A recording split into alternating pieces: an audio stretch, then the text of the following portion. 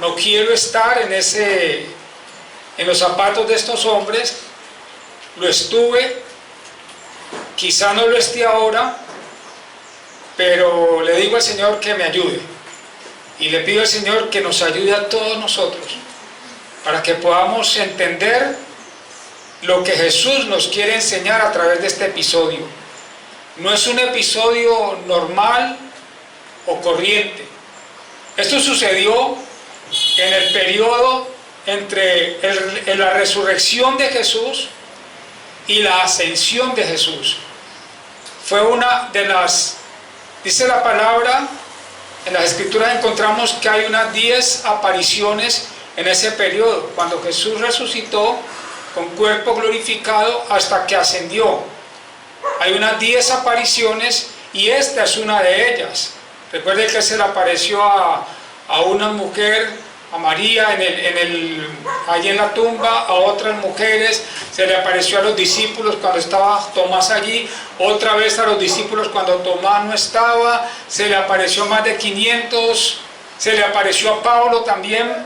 Entonces, algo muy poderoso, algo muy tremendo y muy profundo tiene que enseñarnos Jesús a través de este episodio. Y más aún ahora que tenemos al Espíritu Santo para que traiga convicción de lo que Jesucristo nos quiere enseñar. Estamos en Lucas capítulo 24, no voy a tomar todo el capítulo, voy a leer y a tratar de que juntos podamos entender y captar y recibir lo que Dios quiere hablarnos en esta mañana, pero solamente del versículo 13 al versículo 35, que nos relata lo que Jesús habló, les enseñó a estos discípulos que iban camino a Emaús. Entonces vamos a ir verso a verso y vamos a pedirle a nuestro Padre Celestial que nos hable, que no nos salgamos del texto y que podamos tener el corazón dispuesto para que Dios nos hable a través de su palabra. El versículo 13 dice lo siguiente: y he aquí dos de ellos.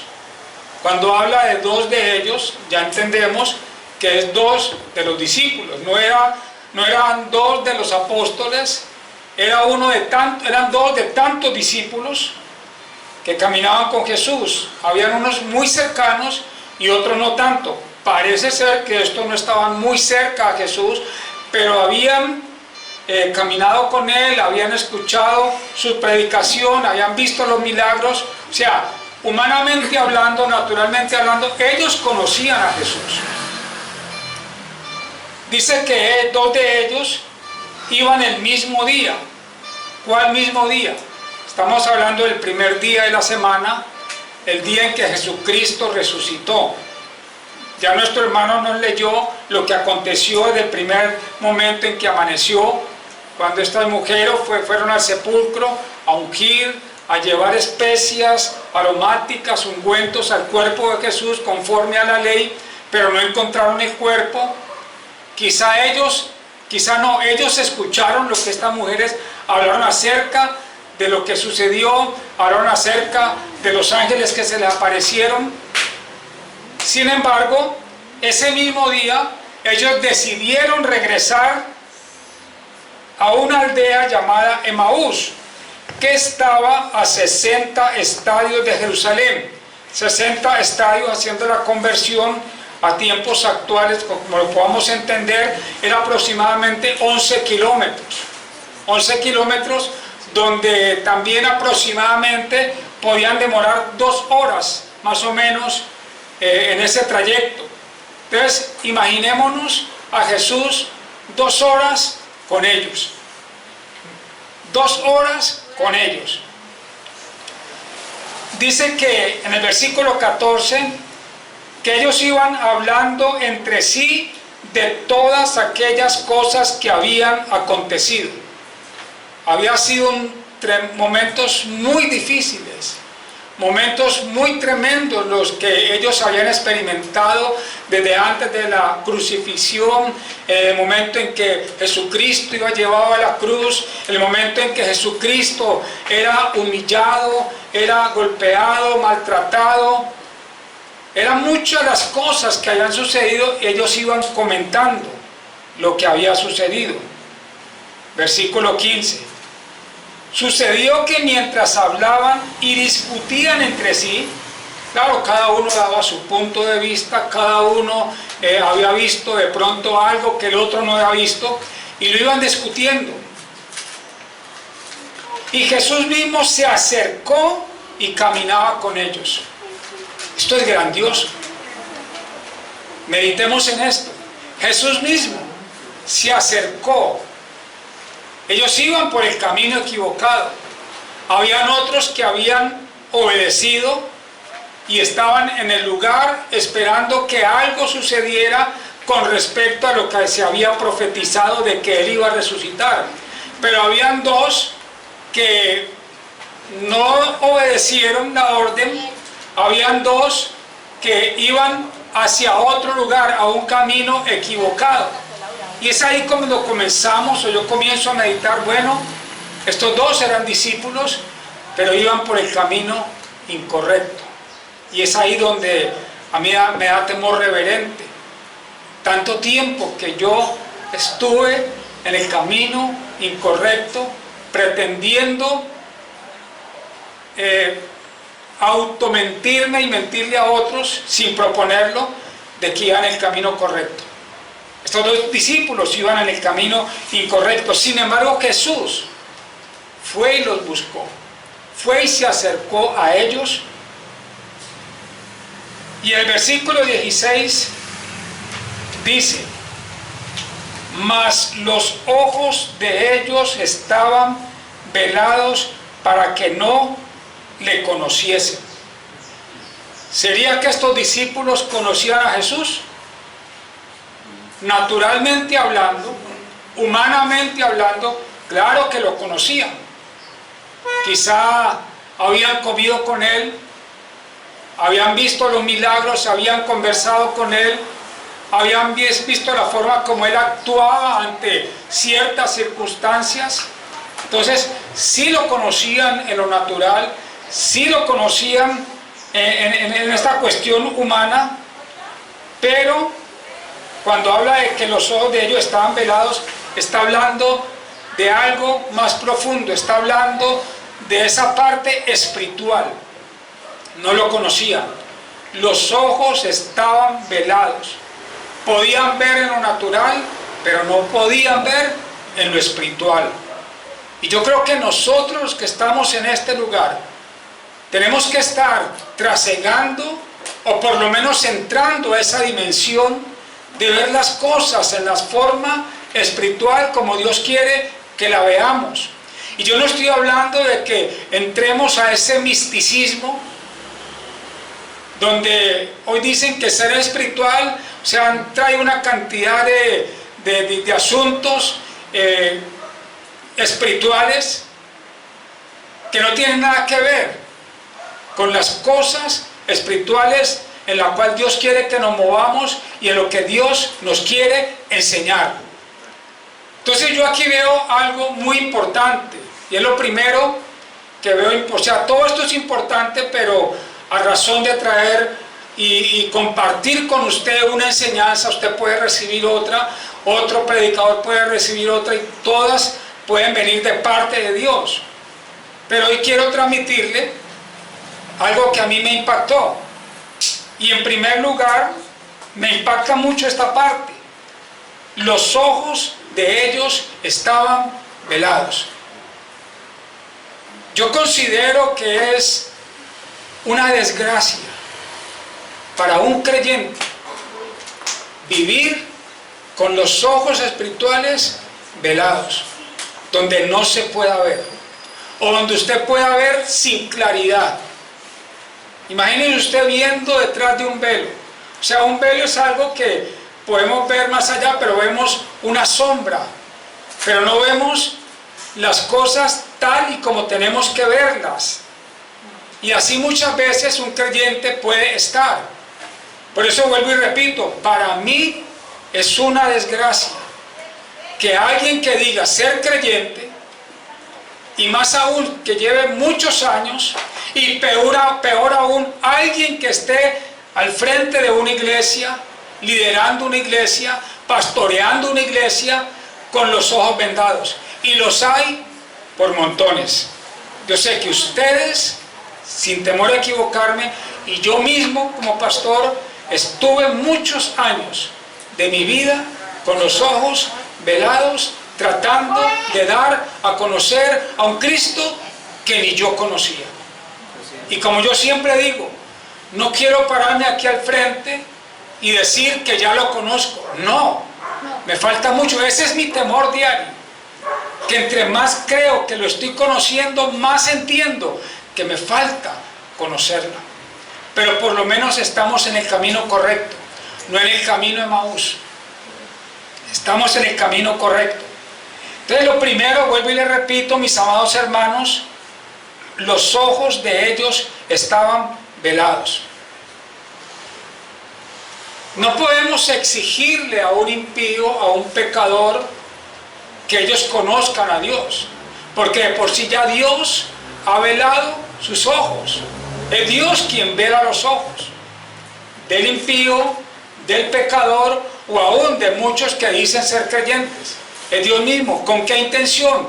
Quizás no podemos explicarlo a ciencia cierta y totalmente. Podemos tener un vestigio de explicación del por qué Dios cierra los ojos de una persona pecadora y por qué Dios cierra los ojos de alguien que dice que recibió a Cristo en su corazón. Un pecador, espiritualmente, ¿cómo está? Muerto. No tiene la facultad de conocer a Dios a menos que Dios lo haya elegido, a menos que Dios lo haya escogido y a menos que el Espíritu Santo haga la obra en su espíritu de traer convicción y abrir sus ojos espirituales para que nazca de nuevo y pueda ver el reino de Dios. Y vemos que quizá estos discípulos pensaban que eran creyentes porque habían caminado con Jesús, porque conocían a Jesús, pero resulta que Dios les había velado los ojos. Cuando se habla de que los ojos están velados, hablemos de los creyentes, hablemos de nosotros. Pensemos que tiene que ver con la condición del corazón. Por eso Dios dice en Proverbios: hijo mío, dame tu corazón y mira en tus ojos. ¿De qué ojos están hablando? No de los físicos, de los espirituales. Y mira en tus ojos por mis caminos. Pero si esos ojos están velados, no vamos a poder conocer el camino correcto.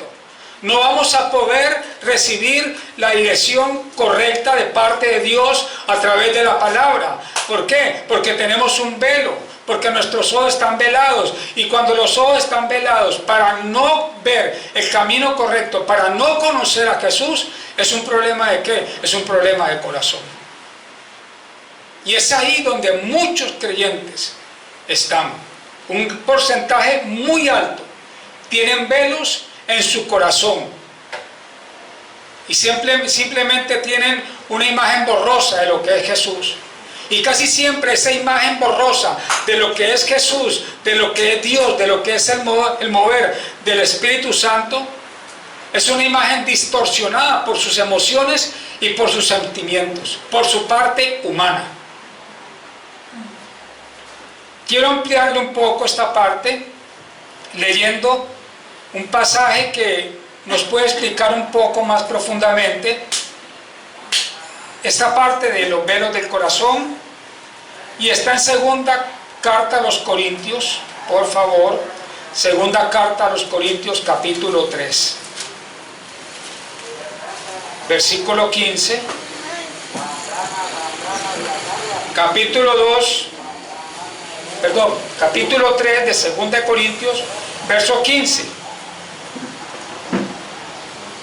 Y aún está hablando el apóstol Pablo a la iglesia en Corinto, donde había un problema. Ellos estaban entrando en esa parte de judaizar, porque había muchos infiltrados tratando de judaizar, y ya el apóstol Pablo les había declarado el misterio acerca de Cristo.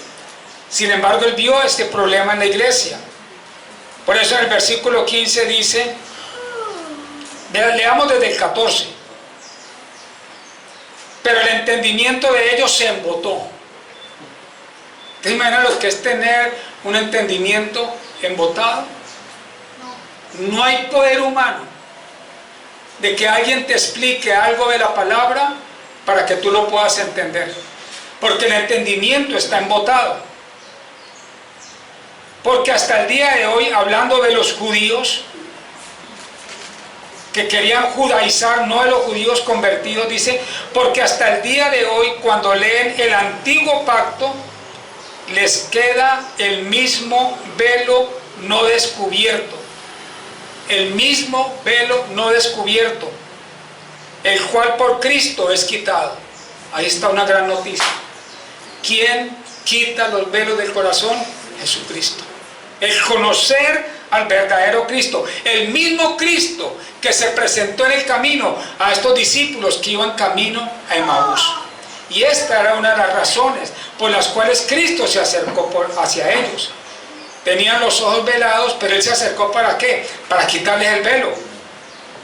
Y Él está en nosotros también, quitándonos el velo. Y aún hasta el día de hoy, cuando se lea a Moisés, el velo está puesto ¿dónde? Sobre el corazón de ellos. ¿El problema de qué? De corazón. Pero cuando se conviertan al Señor, el velo se quitará. Cuando se conviertan al Señor, el velo se quitará. Volviendo al pasaje de Lucas, yo puedo decir que estos discípulos no eran convertidos, pero Jesús fue por ellos para convertirlos y llevarlos a una salvación. Todo creyente que tenga velos en su corazón, la única solución y esperanza para su vida es que se convierta a Jesús. Y para podernos convertir a Jesús verdaderamente, tenemos que tener una revelación clara de la palabra de Dios. No una enseñanza forzada, que es lo que hoy en día está trayendo acerca de Jesús. Mucha de esa gente, estas son las cosas que me han tenido compungido, me han tenido triste. Yo sé que a usted también le pasa, que usted de pronto saca un momento para estar en YouTube y así no quiera buscarlo, o en Facebook aparecen prédicas y yo escucho 1 minuto, 2 minutos y me da tristeza el ver la clase de predicación, el Cristo que están mostrando hoy en día. Por eso hay mucha gente que no se ha convertido, y eso es un problema del corazón. El problema del corazón de Corinto, ¿cuál era? Que la enseñanza religiosa pervertida, la enseñanza religiosa no actualizada por el Espíritu Santo en sus corazones, los estaba llevando a ellos a judaizar y a tratar de poner en práctica los asuntos del pacto y de la ley, que tenían que ver con formalismo, con tiempos, con ceremonias. Por eso no conocían a Jesús, porque había un velo en el corazón. Es lo que nos pasa a nosotros, es lo que nos pasaba a nosotros y lo que le pasa a mucha gente. Una de las estrategias del enemigo para velar el corazón de un creyente que va a una iglesia es traer una enseñanza equivocada, distorsionada acerca de Jesús.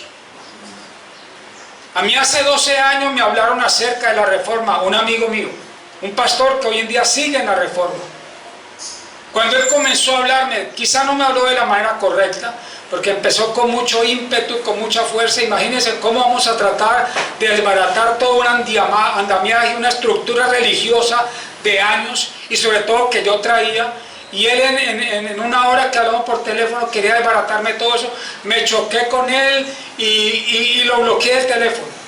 Hasta hace un año que me lo volví a encontrar aquí en esta casa, aquí en esta iglesia con el pastor Orlando, que nos sentamos aquí a desayunar.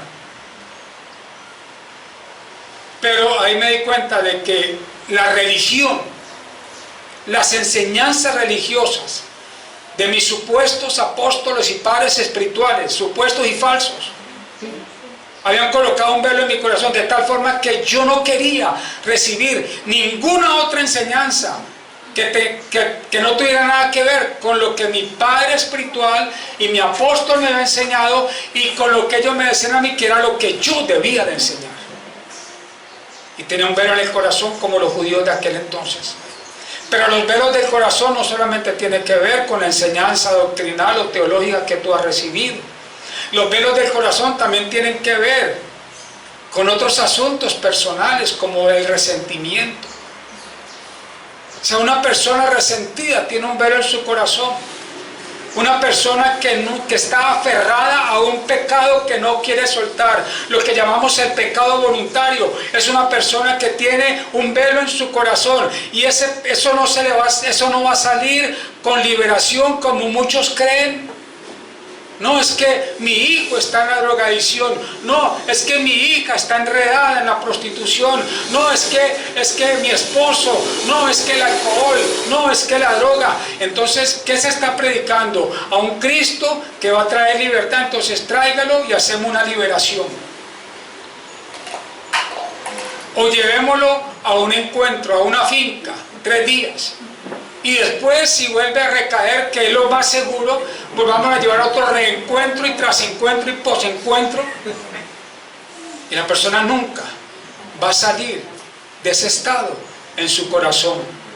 Esa falta de perdón, el resentimiento, el pecado voluntario. ¿Qué hablar de los ídolos? Los ídolos del corazón. Quizá tu trabajo se convierta en un ídolo. Quizá tu dinero es un ídolo. Quizá mi llamado se haya podido convertir en un ídolo. Quizá mi esposa o mis hijos podían ser un ídolo. A veces nos pensamos y creemos que es tanto amor que tenemos que mostrarle a nuestros hijos que sin darnos cuenta se están convirtiendo en un ídolo. Y todo eso que hace, colocar un velo en el corazón. Entonces la solución está en una liberación. Jesús no le hizo liberación a los discípulos que estaban camino a Maús. La solución está en 40 días de ayuno. Y usted tiene que ayunar, pero con la motivación correcta bíblica. Antes no, estoy ayunando por un trabajo, estoy ayunando por mi hijo, estoy ayunando por mi esposo, estoy ayunando para que mi negocio vaya bien. No, nadie se le va a romper el velo con toda esa maquinaria religiosa. La única forma como se puede romper el velo en nuestro corazón es convertirnos verdaderamente a Jesucristo. Por eso yo pienso, yo creo y estoy convencido que le estoy hablando a una iglesia de verdaderos convertidos, porque aquí se nos predica a un verdadero Jesús, a un verdadero evangelio, y no quiero enaltecer el nombre de la iglesia, enaltecer el nombre del pastor. Quiero exaltar la palabra de Dios, cualquiera que la predique, cualquiera que sea la denominación, pero si es bíblica, si es cristocéntrica, bienvenida sea. Y no hay forma que alguien esté yendo a una iglesia donde se predique la palabra de verdad y siga igual, y siga con velos en el corazón, que todavía tenga dudas acerca de la obra de Cristo. No hay forma, no hay forma. Por eso hay mucha gente que va a una iglesia bíblica reformada, llámese como se llame, y después uno los ve retrocediendo. ¿Sabe por qué? Una de las razones puede ser que ellos no bregaron con el estado de su corazón. Y Dios va a hacer que ellos permanezcan con el velo puesto. Dios va a hacer que los ojos estén cegados. ¿Sabe por qué? Porque Dios solamente quita el velo del corazón de los que son llamados. Mire, Jesús dejó esos discípulos, a esas mujeres y a mucha gente que lo estaban esperando que Él resucitara, y estaban obedientes en un lugar esperando que sucediera lo que Él les había profetizado y lo que Él les había prometido, aunque Pedro vio eso, pero aún les costaba creer, pero estaban esperando.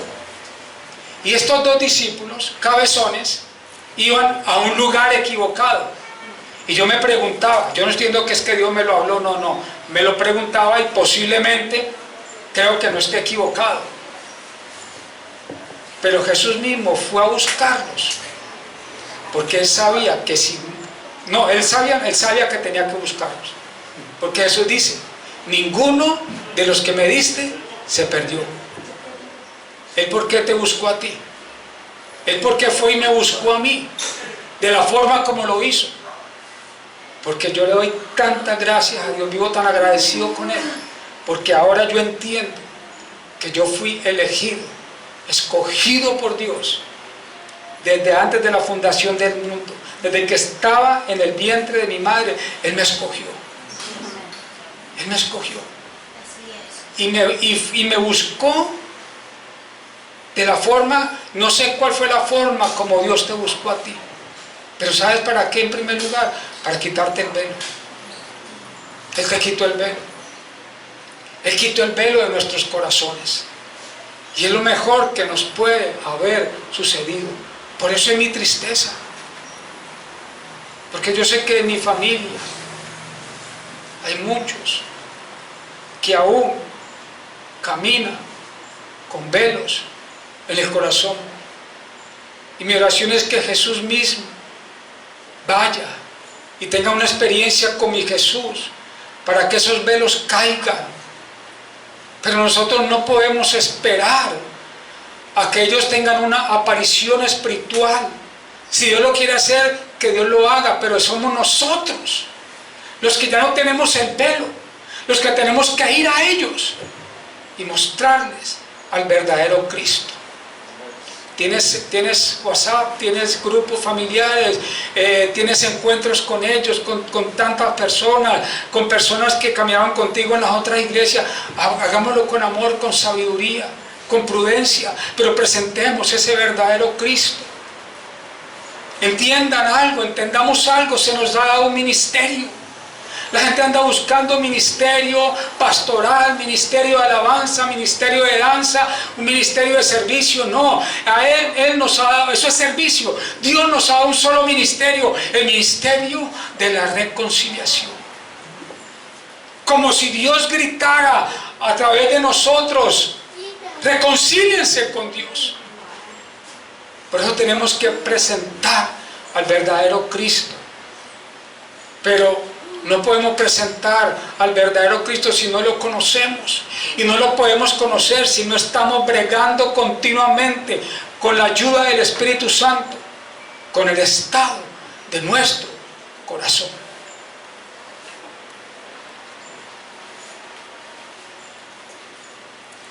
Aleluya. Verso 16 de 2 Corintios 3. Tremendo texto. Pero cuando se conviertan al Señor, el velo se quitará. Porque el Señor es el Espíritu, que habla del Espíritu Santo, del glorioso Espíritu Santo. Porque el Señor es el Espíritu, y donde está el Espíritu del Señor, allí hay libertad. Esa es la verdadera libertad. No la liberación de del drogadito, no liberación de la brujería, no liberación de un pecado, no. Eso es el resultado de que eres libre. La verdadera libertad está en conocer a Jesús. Volvamos por favor a Lucas. Aleluya. Yo me acuerdo que hace muchos años yo prediqué este mensaje en Manizales y lo prediqué en un enero. ¿Y sabe cuál fue mi énfasis? Que Jesús se te iba a aparecer para que tú tomaras la visión, el camino y las metas correctas. Porque ellos iban a Emaús, al lugar equivocado, ellos tenían que estar en Jerusalén. Pero yo me fui porque eso le iba a agradar a la gente. Y vamos a orar porque Dios va a recomponer tus metas, tus sueños, tus visiones, tus propósitos y te va a traer al camino correcto. Para que tú seas próspero, bendecido, estés sano, tengas matrimonio. O sea, qué equivocado yo estaba. Y yo lo he entendido. Tenía unos velos muy grandes en mi corazón y Dios me había cegado los ojos. De pronto usted no, pero a mí sí me los había velado. Cuando se convierta en el Señor, el velo se quitará. Bueno, capítulo 24 de Lucas, sigamos leyendo. Dios mío. Versículo 17. Usted recuerda, antes de pasar a este verso, recuerde que solamente a los escogidos Dios les va a abrir los ojos espirituales y les va a quitar el velo del corazón. Hay mucha gente en una iglesia que ellos van a seguir en su ceguera espiritual con el velo. Y hay muchos pecadores que nunca se van a convertir y van a seguir con su velo, ciegos espiritualmente. Pero los llamados que nosotros no sabemos quiénes son, Dios mismo va a hacer, así como hizo Jesús. Él fue y lo dejó todo por ir a buscar a esos dos que había escogido y les quitó el velo, como te lo quitó a ti y como me lo ha quitado a mí. Nos toca a nosotros orar por tantas personas para que Dios les quite el velo y puedan conocer a Jesús verdaderamente y que nosotros podamos ser instrumentos para mostrar a ese Cristo real y verdadero. ¿Cuántos dicen amén? Amén. Gloria a Dios. Ahora sí, versículo 17. Y Jesús les dijo: ¿qué pláticas son estas que tenéis entre vosotros mientras camináis? ¿Y por qué estáis tristes? ¿Cómo estaban ellos? Tristes. O sea, ¿habían motivos divinos para ellos estar tristes? No. Porque ese día Jesús resucitaba. Pero estaban tristes. ¿Por qué estaban tristes? Versículo 18. Respondiendo uno de ellos, que se llamaba Cleofas, le dijo: ¿eres tú el único forastero en Jerusalén que no has sabido las cosas que en ella han acontecido en estos días? O sea, él sabía muy bien, de primera mano, había sido testigo de todo lo que estaba aconteciendo. Y en una manera quizá despectiva, le dijo a este hombre, que el cual no sabía que era Jesús, que, o sea, ¿qué pasa contigo? Que no sabes lo que está aconteciendo, no sabes lo que ha pasado, no sabes todo lo que ha acontecido allá en Jerusalén. Entonces, versículo 19, entonces Jesús les dijo: ¿qué cosas? Y ellos le dijeron: de Jesús Nazareno, de Jesús Nazareno, que fue varón profeta, poderoso en obra y en palabra, delante de Dios y de todo el pueblo. Versículo 20. Y cómo le entregaron los principales sacerdotes y nuestros gobernantes a sentencia de muerte y le crucificaron. ¿Conocían a Jesús? No. Humanamente hablando, sí. Religiosamente hablando, sí. Fue varón profeta. Lo reconocían y lo respetaban como un profeta verdadero. Lo reconocían como un hombre de poder. Vieron los milagros, vieron cómo resucitó muertos, vieron cómo hizo milagros, cómo liberó a los endemoniados, vieron cómo él predicaba y la palabra convertía a muchos. Y dice: poderoso en obra y en palabra. O sea, Dios decía: mire, conocimos a un Jesús Nazareno poderoso, no hay hombre en la tierra semejante a él. Versículo 21.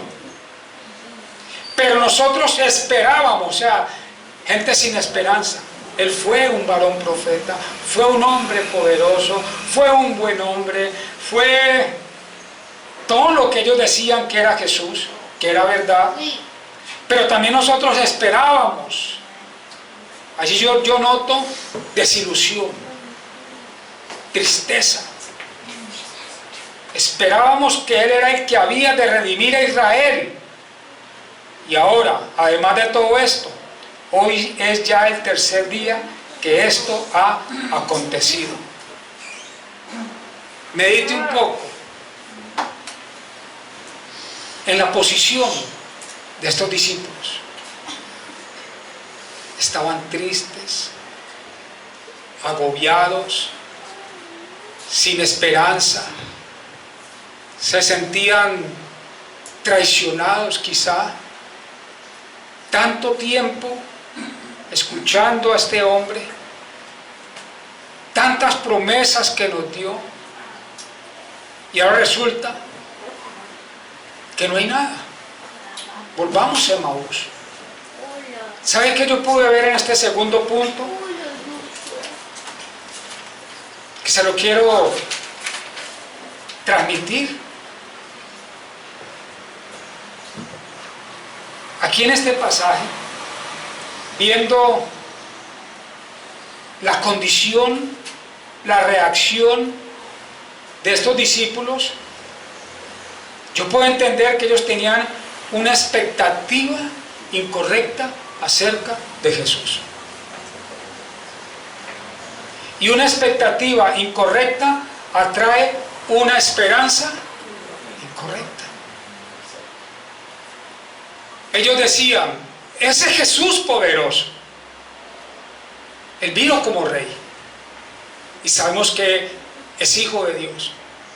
Pero nosotros esperábamos, teníamos la expectativa de que Él iba a redimir a Israel. Una expectativa como terrenal. Una expectativa política. Una expectativa que tenía que ver con satisfacer necesidades humanas. Porque ellos estaban aburridos de la opresión, de la presión del pueblo romano. Ellos querían ser libres. Querían tener libertad. Por eso a Jesús lo recibieron como un rey terrenal, los judíos.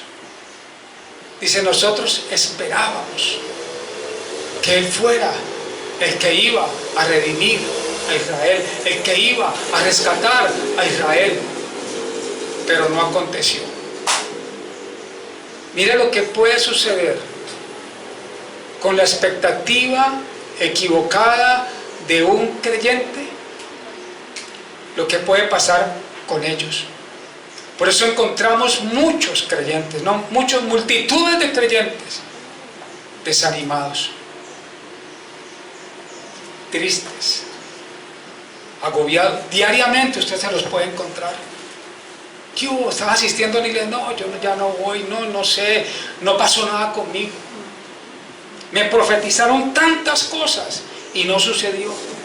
Me profetizaron un excelente matrimonio, una gran mujer, y resulta que me dieron fue a... ¿quién sabe a quién? Me profetizaron tantas cosas, pero no dio resultado. ¿Sabe por qué? Por eso yo digo que todos tienen que entender, desde los líderes espirituales, tienen que entender la gran responsabilidad que se tiene, y no solamente lo líderes, usted también, de vender, por así decirlo, una expectativa equivocada de quién es Jesús. Si usted ve un drogadicto y le dice, venga a la iglesia que Dios lo va a liberar, es una expectativa equivocada. Si usted le dice, usted por qué está en esa pobreza y vamos y alimentamos a los pobres y le llevamos chocolates como lo hacía yo en Manizales, llevábamos y se reunían 50 hasta 100. ¿Sabe cuál es la expectativa que creábamos en ellos? Si usted va a la iglesia, usted se va a vestir bien, usted va a acabar con la droga, usted va a recuperar a su esposa, usted va a ser una persona normal, usted va a ser una persona prestante, usted puede volver a estudiar cosas terrenales. Una expectativa de un Cristo que viene a satisfacer necesidades materiales. ¿Y quién no corre ante alguien que le va a solucionar un problema terrenal. Si usted quiere buscar gente con problemas, todos tienen problemas. Todos tienen problemas. Todos tienen. Usted le pregunta, ¿por qué quiere que oremos? Todos tienen peticiones de oración. Pero son añadiduras. Son cosas terrenales. Pero eso llena iglesias. Jesús hizo un culto y vinieron multitudes que no podían ni caminar, hasta que Jesús en pocas palabras les desnudó el corazón y los reprendió y les dijo: ustedes me buscan porque se saciaron del pan, pero ustedes no me buscan por las señales que hablan de quién soy yo, el Hijo de Dios, que he venido a rescatar a este mundo perdido, que he venido a salvar al pecador, que he venido a traer libertad. Pero ellos se enfocaron ¿en qué? En lo material, en lo terrenal, mi sanidad, mi trabajo, mi iglesia, mi ministerio, mis hijos, mi esposa. Por eso va a la iglesia, porque allá predican tremendamente que 2025 va a ser un año de éxito, un año de bendición, un año donde mis sueños se van a cumplir, y traen sus sueños escritos en un papel y tienen sus carteleras en las habitaciones con todo lo que ellos quieren, y como les están predicando un evangelio humanista. Véngase a Cristo, acepte a Cristo en su corazón, y todo eso se le va a entregar. Y esos que predican y entregan una expectativa equivocada acerca de Jesús, la iglesia sigue igual, hablando de prosperidad, igual de necesitada, pero ellos cada vez más ricos y millonarios. Porque la expectativa de ellos es predicar a un Jesús y aprovecharse de ese Jesús para llenar sus expectativas ambiciosas de dinero, de poder y de fama. Dios nos guarde. ¿Cuál es tu expectativa al venir a esta iglesia y ser parte de esta iglesia y querer conocer a Jesús? No solamente cuando nuestro pastor nos predica, sino en tu casa, cuando haces tus devocionales. ¿Cuál es la expectativa que tienes acerca de Cristo? ¿Cuál es la expectativa? ¿Qué te prometieron? ¿Qué te profetizaron? Yo digo que el 98% de lo que a mí me profetizaron en 25 años, algunas se cumplieron, no porque Dios lo quiso hacer, no porque yo me lo dijeron. Yo no sé por qué nadie me profetizó que yo iba a estar aquí, que iba a estar enfermo, que iba a estar solo, con muchas cosas que nadie me profetizó eso. Pero cuando cada día adquiero la expectativa correcta, mi corazón se llena de gozo. ¿Entienden por qué estos discípulos estaban tristes? Porque no se les llenó la expectativa. ¿Entiende por qué su familiar está triste? Aburrido, no quiere volver a la iglesia, no te quiere escuchar a ti. ¿Sabe por qué? Porque no se cumplieron sus expectativas acerca de Cristo. Y cuando hay una expectativa incorrecta, hay una esperanza incorrecta. Y cuando no hay esperanza, hay tristeza, hay depresión, hay temores. La gente no quiere vivir. Pero yo creo que a ti y a mí nos pasa lo mismo. Aunque la higuera no florezca, aunque en las vides no haya fruto, aunque no haya ganado en los corrales. Yo no sé tú qué estás viviendo, yo sé lo que estoy viviendo. Pero ¿sabe algo? Hay algo que no he podido perder, que creí que lo iba a perder. Es la paz, el gozo. ¿Sabe por qué? Porque mi esperanza está puesta ¿en quién? En Él, en Cristo.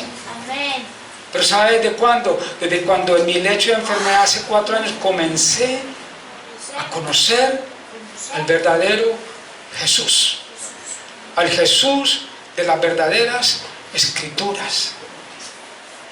Cuando comencé a escuchar hombres que no predicaban otra cosa sino de mi Jesús. Y yo tengo esa esperanza. ¿Lucho con la tristeza? Claro que sí. ¿Lucho con la soledad? Claro que sí. Pero no me dura mucho. Y cuando comienzo a orar, cuando comienzo a escuchar un mensaje, cuando comienzo a hablarle a alguien de Cristo, mi esperanza resurge. Eso le pasó a los discípulos camino a Emaús. No tenían esperanza. Estaban tristes, agobiados y angustiados. Pero mi precioso Jesús fue y lo buscó. Mi precioso Jesús fue y te buscó y te sigue buscando y esperando cada día. Mi precioso Jesús va a ir a buscar a esa persona por la cual tú estás orando, y Él la va a buscar si Él lo tiene escogido para salvación. Pero somos nosotros los instrumentos para predicar. Pero recuerde, no presentemos a un Cristo con una expectativa equivocada. Tendremos que darle cuenta al Rey. Quizá antes lo hacíamos con una motivación equivocada, errados delante de Dios, pero no era a propósito. Ahora que tenemos la verdad, no podemos incurrir en lo que hacíamos antes. Presente a ese Cristo, que lo más importante que Él tiene para la humanidad es darles salvación por la eternidad. Las demás cosas van a venir como añadidura. Las demás cosas van a venir como añadidura. Entonces vuelvo y le repito el segundo punto. Una expectativa incorrecta atrae una esperanza incorrecta. Aleluya. Yo creo que empecé. ¿Ah? Acá en un cuarto. Bueno, dime 10 minuticos, creo yo que algo hacemos allí. Versículo, vamos.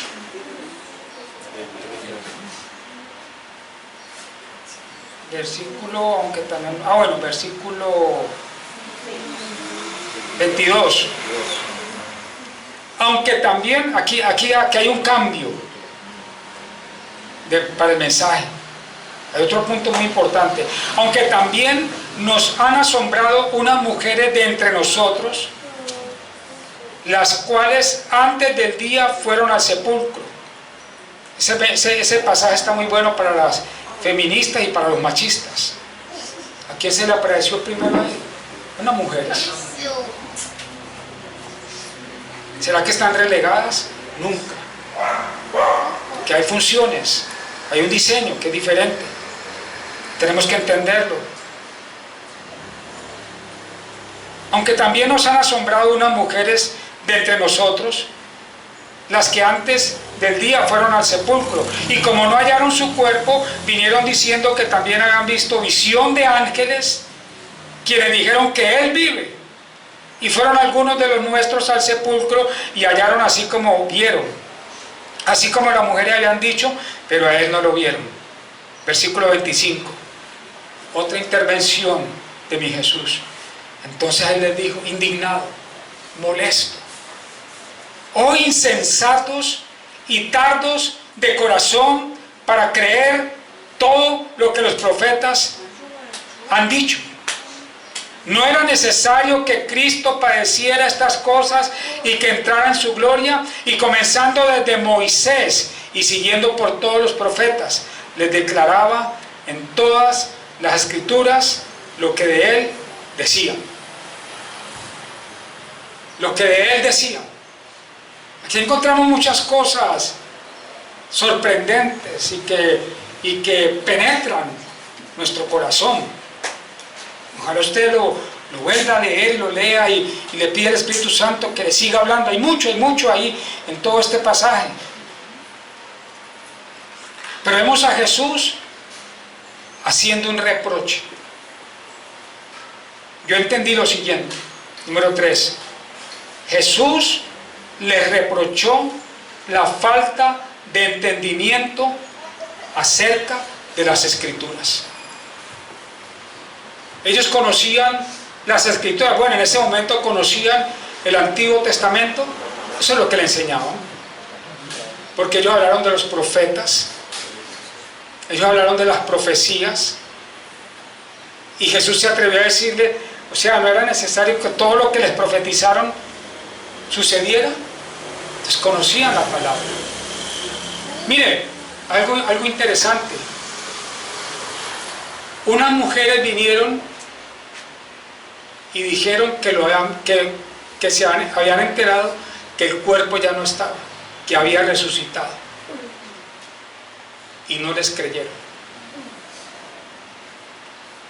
Hoy en día, alguien predica de una experiencia de eso y no leen la Biblia, sino que escuchan 2 y 3 horas esa experiencia de alguien que supuestamente fue al cielo, de alguien que supuestamente Jesús se le apareció en la habitación.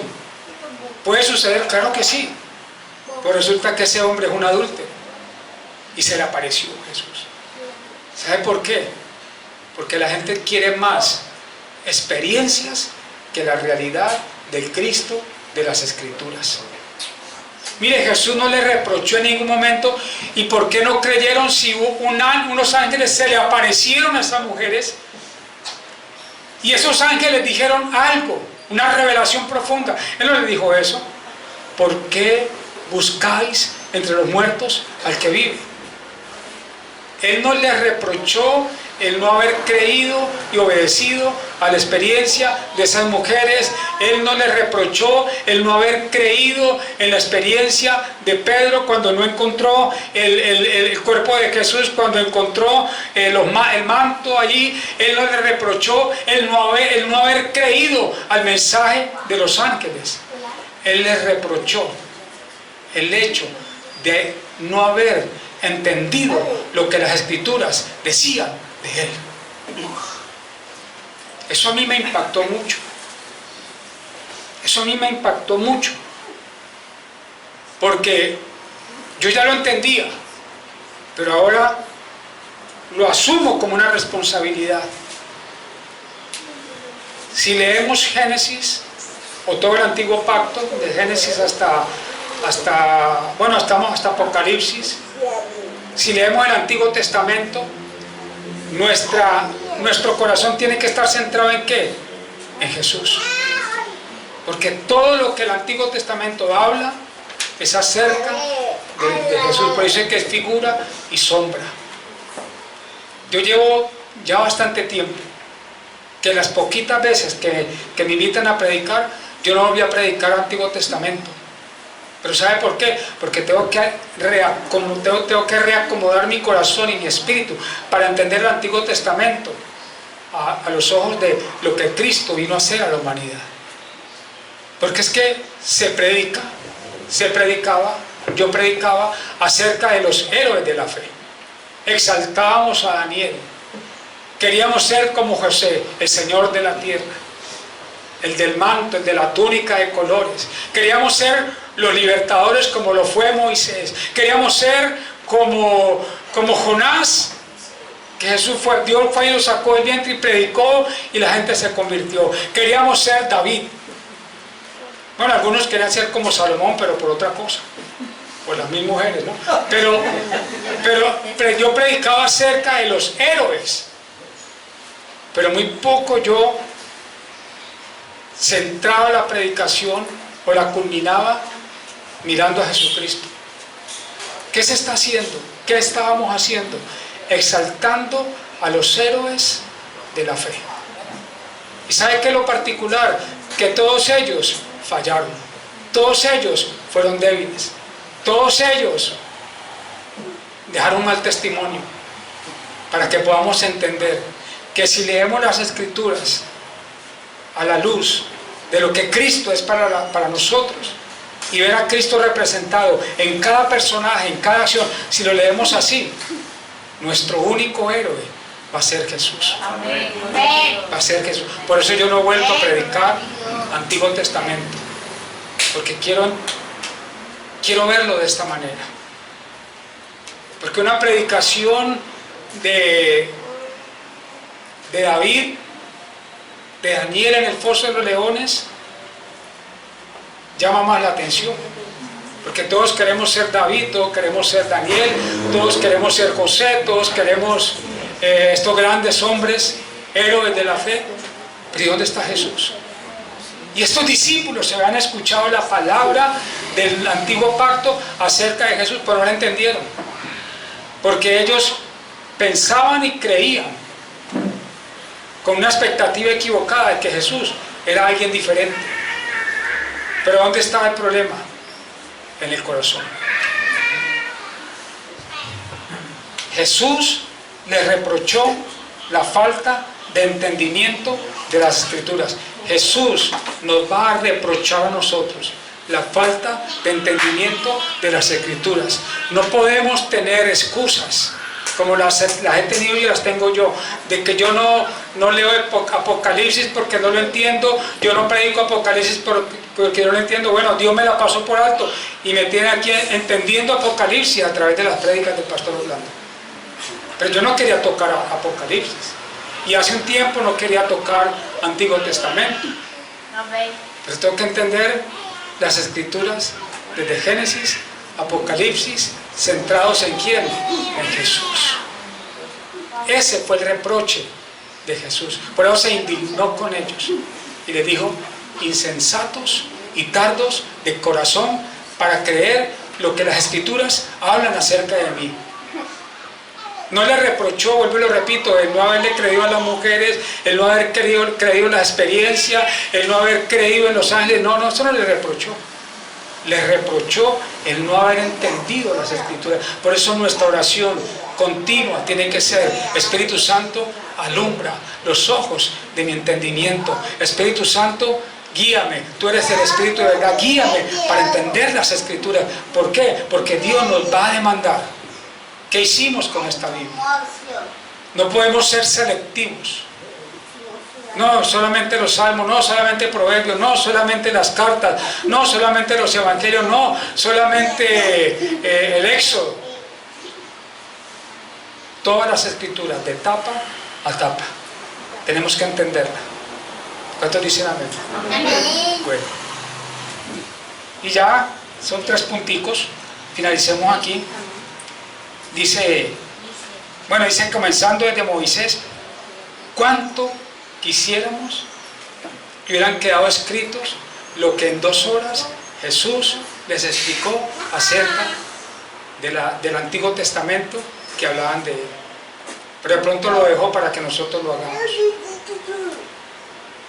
¿Qué tanto le habló? De tal forma que ellos más adelante: ¿no ardía nuestro corazón cuando nos enseñaba las Escrituras?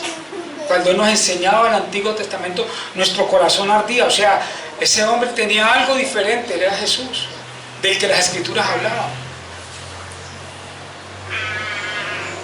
Versículo 28: llegaron a la aldea a donde iban, y él hizo como que iba más lejos, mas ellos le obligaron a quedarse, diciendo: quédate con nosotros porque se hace tarde y el día ya ha declinado. Entró pues a quedarse con ellos. Verso 30: y aconteció que estando sentado con ellos a la mesa, tomó el pan, lo bendijo, lo partió y les dio. Bueno, ahí hay una profundidad tremenda para un mensaje, 2 mensajes, muchos mensajes. Lo que sucedió ahí en la mesa: comunión con Jesús. Lo que ya nuestro pastor nos ha enseñado cada 8 días acerca de la comunión. Versículo 31: entonces les fueron abiertos los ojos. Miren, Jesús les abrió los ojos, pero primero les abrió el corazón, les abrió las Escrituras, y dice que le reconocieron. ¿Le reconocieron físicamente? No, él era diferente. Le reconocieron espiritualmente, porque ya no eran velos, porque habían entendido lo que ellos habían escuchado y estudiado acerca de las Escrituras. Mas él desapareció de su vista, y se decían el uno al otro: ¿no ardía nuestro corazón en nosotros mientras nos hablaba en el camino y cuando nos abría las Escrituras? Eso es lo que tiene que suceder, que nuestro corazón arda. Pero nuestro corazón va a arder cuando nosotros entendamos que todo lo que leamos trata acerca del plan de redención a través de nuestro amado Señor Jesucristo. Y levantándose en la misma hora, imagínense, ni qué cansancio ni nada, en la misma hora volvieron a Jerusalén, recomponieron el camino y hallaron a los 11 reunidos y a los que estaban con ellos, que decían: ha resucitado el Señor verdaderamente y ha aparecido a Simón. Entonces ellos contaban las cosas que les habían acontecido en el camino y cómo le habían reconocido al partir el pan. Eso es algo de lo poderoso que sucedió en ese camino a Emaús. Y nuestra oración es que nosotros no estemos o no tomemos más ese camino equivocado llamado Emaús metafóricamente. Cerremos nuestros ojos, por favor.